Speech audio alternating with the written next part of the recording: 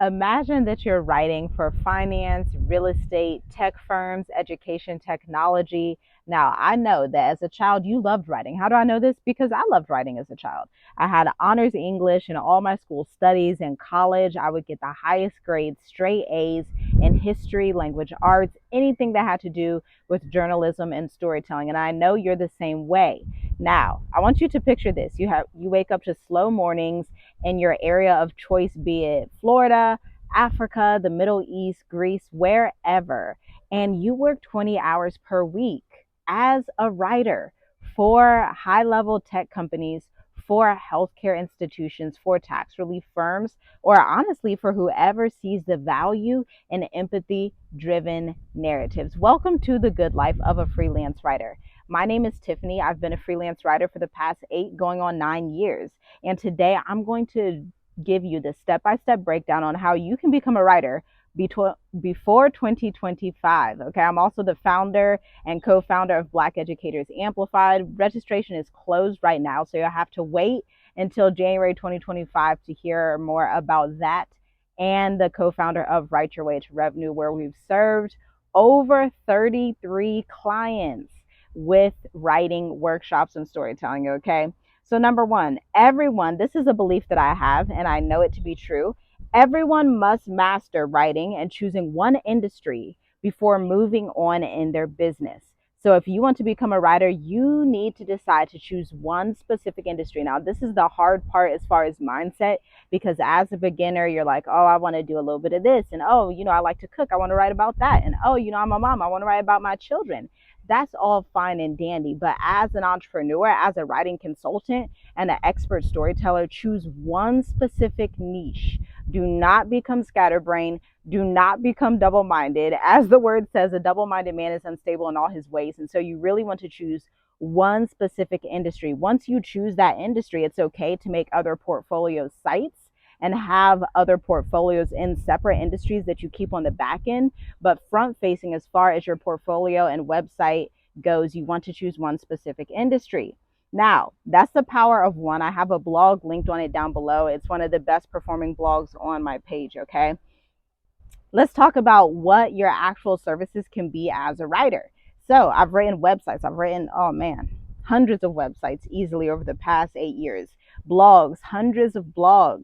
You can offer consulting strategy. When you're coming in to some of these education technology firms or healthcare firms, you're looking at everything they have in their business. You're interviewing them using a journalistic process that I use for all of our clients, both on the agency and the group coaching side. Coming in with that interrogative perspective will unearth the gold that your clients need to hire you as their writer long term. I'm talking contracts that are at least 3 months, but can span up to 24 months and beyond as a freelance writer, okay?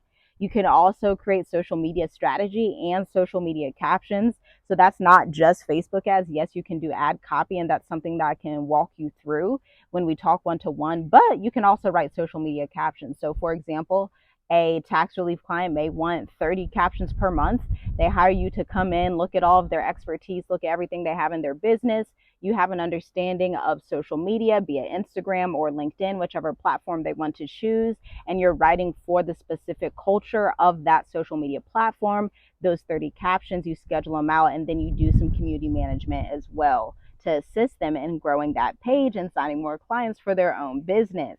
Next, you can do podcast writing. Podcast writing is huge right now because nearly every successful entrepreneur has a podcast. Why? Because they want bingeable content. By the way, feel free to check out the Introvert Marketer podcast on all platforms where a podcast can be listened to. But they want this binge-worthy content where someone can come in and learn your expertise, learn your service. It's very intimate. Someone has their headphones on and they're learning about you or your client. And so you can be the one writing that content, okay? Then next we have curriculum development. I used to work with a company called Clever Education Technology and Teach for America as a consultant. And so what I would do, I would come in and they would have these enormous projects. When I tell you these projects were so big, they would span 16 weeks to 6 months at a time. And I had to come in as a copy editor and look at the content for grammar, for syntax, for authority to make sure they aligned with the brand guidelines that the consulting company would give me But this is a wonderful field to be in, curriculum development, because it then assists you to go in and write your own curriculum the way we have done in Black Educators Amplified and a few of our other courses. Okay. And so the life of a writer, you're starting to see why I say everyone must master writing. I truly believe that, because writers are at a top tier place in the industry, especially in 2024 and beyond. Writers are necessary because they are the lifeline of a business. Without strategic communications, a business fails. Without someone to audit and look at the content that's being produced, to analyze it and to interrogate the CEO and the marketing directors, the business fails. Okay. And so that is why you are so important as a writer. Now, I've gotten some emails recently and people are like, hey, when are you going to do Write Your Way to Revenue again? I'm sorry, guys, the last session I did was the last one. But if you would like to speak one to one about structuring your own writing business, you can actually check out the link in the description. So, another thing I need you to know is writing changes every single year. So, you have to go where the market is. For example, let me tell you a story. When I first started out in 2016, 2017, I would write about healthcare and natural hair. Okay. I would write about wellness. I was just writing about, I even have a blog on my website about my ancestry results. Okay. From 2017, I would just write about anything. This was before I knew that I was supposed to be niching down. I just love to write. So I was just writing any and everything. Okay. But here's what you want to do. You want to be writing on your own blog and understanding that as the market changes, you're going to have to shift with the market. So I no longer blog about natural hair care. I no longer blog about like skincare and wellness and stuff like that, because it's kind of fleeting. Instead, I put on this more sophisticated identity and I write about financial services. I write about tax relief. I write about real estate. I write about more sophisticated offers that are not those, $30 products. I'm writing about products that are about $5,000 or $10,000.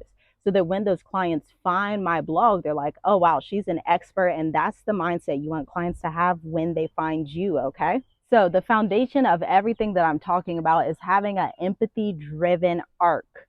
This is what differentiates me from every single writer that's out there, especially in the age of AI. It's a good thing for me, bad thing for the creative people who say they want to be writers or say they want to be CEOs, but they're not willing to put on the identity of a sophisticated CEO. So you got to make the decision to step into the identity and say, you know what? I care about relationships and people and how people perceive my brand from a feeling and ethical standpoint, and not just the vanity metrics. Because in social media marketing and corporate marketing, we have these terms called vanity metrics, which actually talks about the likes and the engagement. Those things are termed vanity metrics because the real KPIs, or the key performance indicators that you want to look at, are profile visits, website traffic, booked calls. These are the indicators that matter. And so that's the nuance between, do I want to be an influencer or do I want to be a real entrepreneur that has money in the bank? Because those are totally two separate, opposite things. Because a piece of content that goes viral may not be the same piece of content that gets you a $52,000 contract. Okay. They're two separate things. And I love teaching on this because we're actually in the middle of Educators Amplified right now. We're going into weeks 5 and 6. Okay. And so one of the questions that always comes up, this is usually a question that comes up in Write Your Way to Revenue, but one of the clients had a question and she was like, okay, so what about the people who don't want to read all of the content? And this is why it's so important to know your ICP, your ideal client persona. You are not going after the vast market of everybody. You're not trying to be a people pleaser and make everybody happy. You're looking for your minimum viable market, the smallest piece of the market that understands sophisticated marketing or sophisticated healthcare, sophisticated wellness, sophisticated whatever it is, whatever industry you're in, and those are the people you want to work with. That's very different than trying to go viral and amass all of these tens and thousands of people, but then you find out, oh, these people aren't buying. Or you're someone, you're like, you know what? I know a lot of businesses use ads to scale, but you don't have ad money to spend, nor do you want to run ads for your business. You want to take a more organic approach. This is where empathy driven communications plays. That's the foundation of everything that you do. And so right now, like I was saying, your main problem is you love writing. You are an expert. We've had people in Write Your Way to Revenue who are nurses. We've had healthcare people in Educators Amplified, teachers, I've worked with law firms, tax relief companies. So you're an expert. You know there's opportunity, but you don't know how to search for it and become a client magnet in 2025. And so, if I have your permission, please, I'd love to go ahead and tell you a bit more about our one-to-one package. Since we are not doing Right Your Way to Revenue, and since Black Educators Amplified is closed, this is the only opportunity to work inside our agency right now and to work with us, because all of our other services are booked out right now. Okay.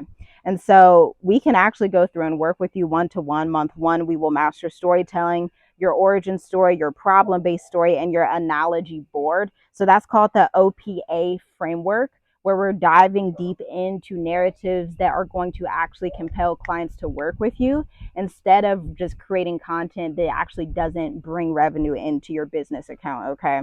And then that is 2 calls for month one. Month two, right before month two, you do social media audience building, because before you create a product to take to market, you have to build an audience. This is the same if you're a freelance writer. Going back to, remember, I said that I was blogging and I was building an audience and I was building a network and I was connecting with people before I ever booked my services. I already had a blog that people were reading. I already had an audience I was reaching out to for about 6 months to a year in advance, honestly, if I'm going to be quite honest with you.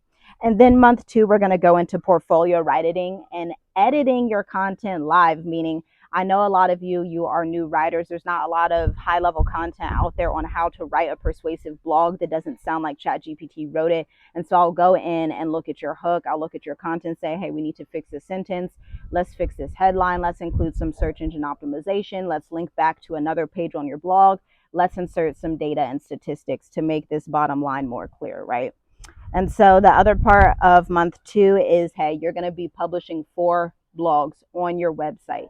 So you already have to have the understanding and be of the mindset, okay, I know I need a website, because every professional writer, every professional business has to have a website. I mean, companies, if they don't have a website, they can't even go to US Bank and get funding for their company, right? And so that's just a no-brainer. It's non-negotiable.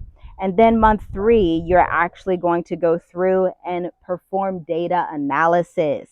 Data analysis is so important, and it's like a live launching method where you're going into month three and we're posting the blog. You're having the narratives you can write on social media. You're going out into the local marketplace, and then we're going to look at the data. We're going to look at what clients are saying. We're going to look at the traction you're getting, and we're going to do a deep dive and say, okay, do we need to pivot, or are we going to stay on this path to get you some more revenue in the bank? As well, in month three, you get the ebook writing session and content strategy to scope your ideal clients, have your full arc mapped out, which is the buyer's journey. So you can go out after month three, you're finished with the one-to-one session, and you can actually go out and pitch clients. You can pitch corporations, right? So literally on your LinkedIn profile, you'll have your elevator pitch. You're going to know the exact script that you should write to these educational corporations. They can be finance, they can be real estate, they can be government institutions, they can be whoever your ideal client is.